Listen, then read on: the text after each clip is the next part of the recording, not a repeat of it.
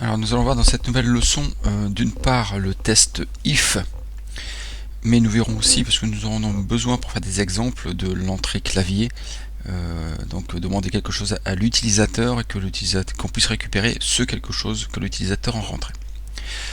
Donc le test if est assez simple.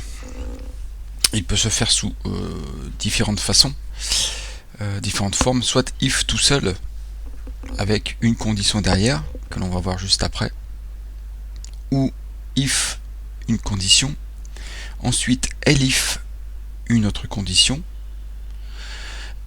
et ça peut être aussi du if, elif, donc les elif on peut en mettre ensuite autant qu'on veut, et enfin du else, c'est-à-dire pour toutes les conditions qui ne sont pas vraies au-dessus, on passera par le else. Donc les instructions if, elif, else permettent de tester des conditions et d'exécuter des traitements associés, c'est-à-dire que dans chaque partie, si la condition est vraie, nous viendrons exécuter certaines choses. Oui, une chose à savoir, c'est qu'en Python, il n'y a pas d'instruction switch comme on pourrait le retrouver en bash, par exemple case exec en bash. La structure elif va nous permettre de, si on en a besoin, de reproduire facilement le traitement switch case. Alors commençons, on va peut-être passer par des exemples directement, ce sera plus simple. On veut par exemple demander à quelqu'un son âge, et on va regarder si son âge est compris entre telle chose et telle chose, et donner des informations correspondantes. Donc la première chose, alors je vais d'abord le faire en interpréteur, puis on va l'écrire et on va vraiment faire un premier script. Donc première chose, je vais faire récupérer l'âge. Donc je vais prendre une variable âge et je vais utiliser l'instruction row underscore input. C'est cette instruction qui va nous permettre de récupérer ce que l'utilisateur va entrer au clavier. Donc il y a une demande qui va être faite. Donc je vais lui dire entrez votre âge. Voilà. Vous allez voir que si je fais entrer, il me demande bien sûr ce que j'ai marqué entre parenthèses du row input. Entrez votre âge. Donc je vais marquer par exemple 32 et il me récupère. Si je regarde le contenu de la variable âge, c'est 32. Le type de cette variable,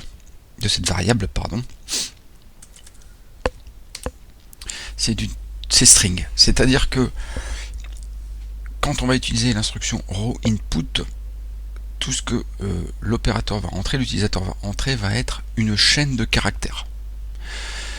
En Python 2.7, il existe aussi input tout court, et là, ce que l'utilisateur va rentrer va être casté directement, c'est-à-dire s'il entre un entier, ça va être casté en entier, s'il entre une chaîne de caractères, en chaîne de caractères. Il faut savoir qu'en Python 3, l'input de Python 3, c'est le row input de Python 2. Donc c'est-à-dire que tout est récupéré en chaîne de caractères. Nous récupérons toujours tout en chaîne de caractères, et après nous agirons en fonction. Si je veux tester que la personne a bien entré un entier et non pas autre chose, je vais pouvoir caster et faire par exemple âge égale int de âge. J'essaie de transformer âge en entier. Si ça fonctionne, c'est que la personne avait bien entré un entier. S'il y a une erreur, c'est que la personne s'était trompée. On verra plus tard comment gérer les erreurs. Si je regarde âge, maintenant c'est de type entier. Donc j'ai bien transformé une chaîne de caractères en entier. Je vais pouvoir commencer à faire mon test, mon if. Donc je vais faire par exemple si mon âge est plus petit, on va dire que 0, c'est que je me suis trompé, ou que mon âge est plus grand que, allez, on va dire 100, malgré qu'on peut avoir bien sûr beaucoup plus. Là je vais entrer, je vais dire par exemple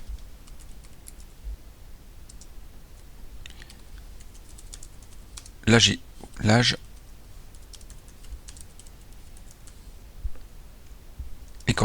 j'espère que j'ai rentré quelque chose de correct. Je vais utiliser le elif. Elif, si âge, par exemple, inférieur à 18 ans, print, on va marquer vous êtes mineur.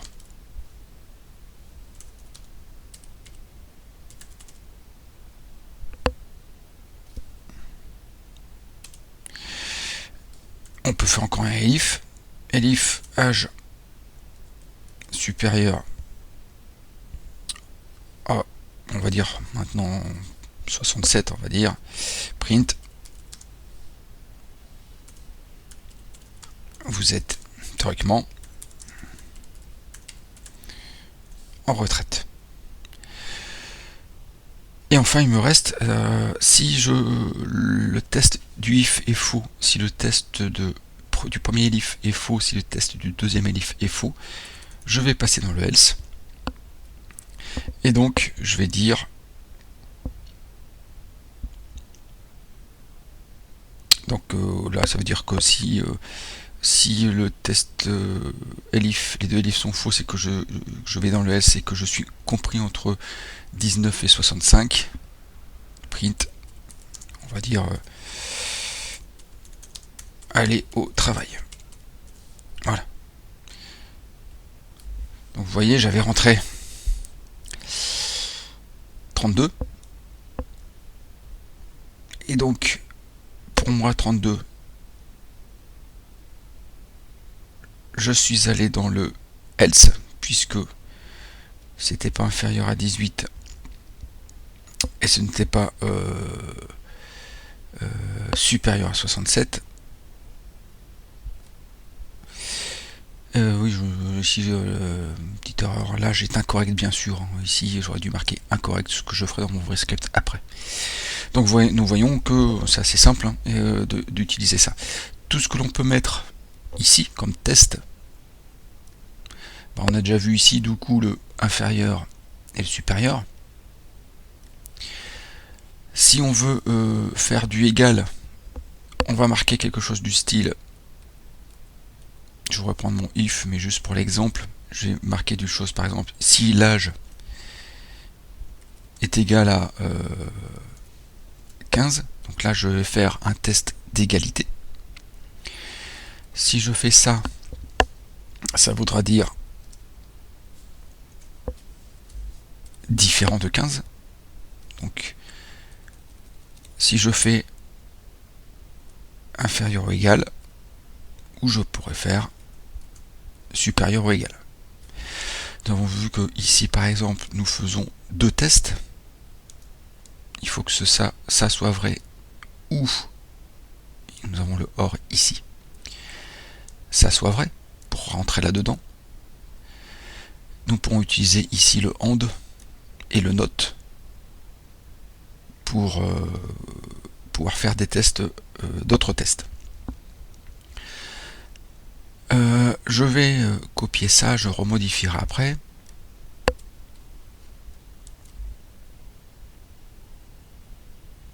Voilà. Et on va voir comment. Voilà, je vais copier.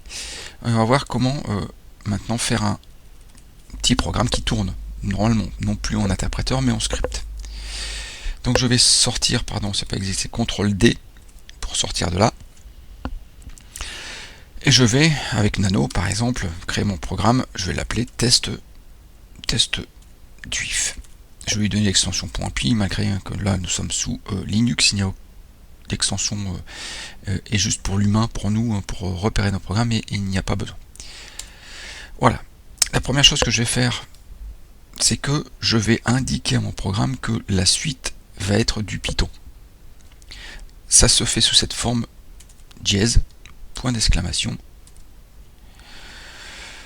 et je vais indiquer le chemin pour l'interpréteur Python.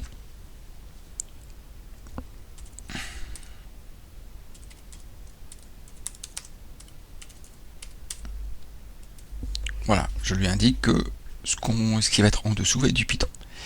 Si je souhaite mettre des accents dans mon programme, je vais devoir lui dire. Donc je vais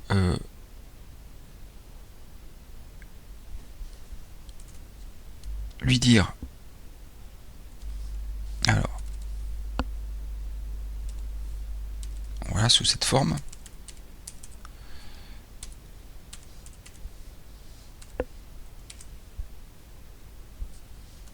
Lui indiquer que les caractères spéciaux peuvent être utilisés en dessous. Et je vais maintenant coller mon programme du démarrage. Et je vais modifier des choses parce que bien sûr il y aura mis les points, ainsi de suite.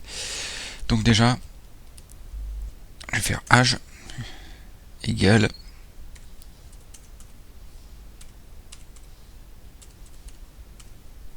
raw input, j'oublie le n, raw input entrée votre âge. Deux points. Voilà, c'est ce qu'on a fait tout à l'heure. Donc je vais remodifier ici, puisque ici je suis incorrect. J'avais fait une petite erreur. Et je vais enlever les points. Et je vais refaire voilà, mes tabulations. Ah, ça appartient. Voilà. Le elif est ici.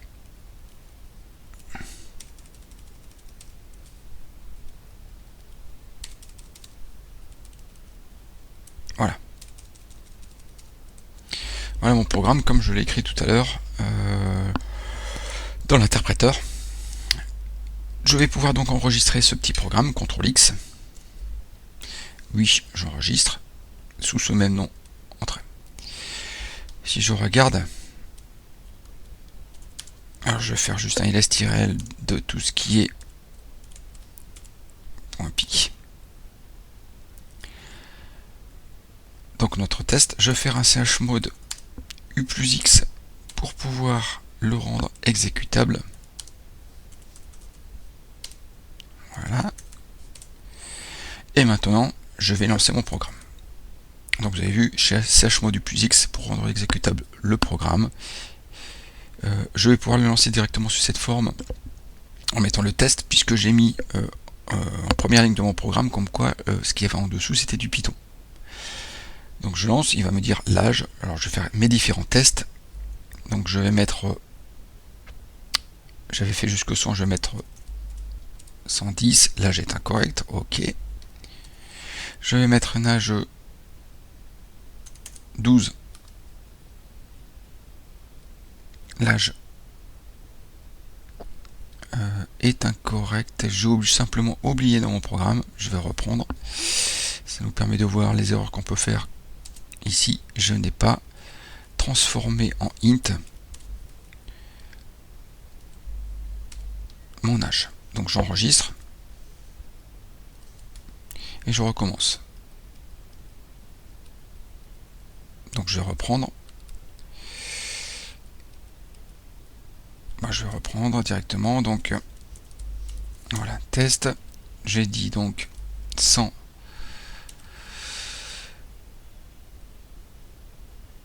Vous êtes en retraite. 110, c'est incorrect. 12, vous êtes mineur. Et 23, allez au travail. Donc nous voyons que tous nos tests fonctionnent, hein, qu'on rentre bien dans le if, elif et ainsi de suite. Si nous regardons encore une fois notre programme, voilà sa forme, nous l'avons ici. Donc nous avons, je répète, la ligne qui nous permet de dire que le programme en dessous c'est du Python. Nous avons la deuxième ligne qui nous permet de dire que nous allons utiliser du TF8, donc nous aurions pu mettre des accents dans nos prints par exemple. Nous récupérons avec raw input une information d'utilisateur, ici un âge, donc nous essayons de le caster en entier. Donc pour l'instant, s'était trompé, d'ailleurs je vais vous le faire, s'il s'était trompé, qu'il avait marqué au lieu de marquer, il aurait fait ça, il aurait eu une erreur. Donc on verra la gestion des erreurs plus tard. Et ensuite nous passons par un if pour tester différentes conditions. Donc if, elif, elif, nous avons deux elif, nous aurions pu en avoir plusieurs. Nous aurions pu avoir qu'un if et un else, suivant le test que nous voulons faire, ou simplement un if. Donc voilà pour cette leçon sur les tests donc avec if. Nous verrons la prochaine fois les boucles avec while et for.